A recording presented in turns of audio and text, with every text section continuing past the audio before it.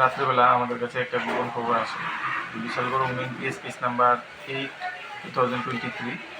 এই কেসের যে মূল অভিযুক্ত রিতন হোসেন পিতা খুরশেদ আলম, সে একটা জায়গাতে লুকিয়েছিল।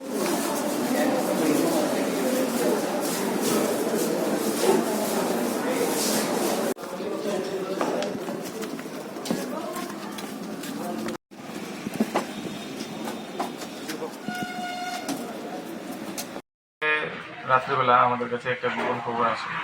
Bishalgarh women PS case number 8/2023।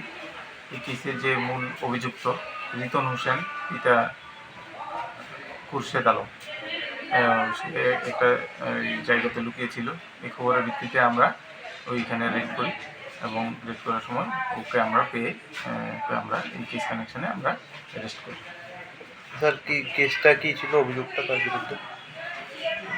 মূলত অভিযোগটা এখানে একটা রেড কেস হয়েছিল। যেহেতু ওই কেসের মধ্যে একটা নিয়ম আছে, ভিক্টিমের নাম ডিসক্লোজ করা যাবে না।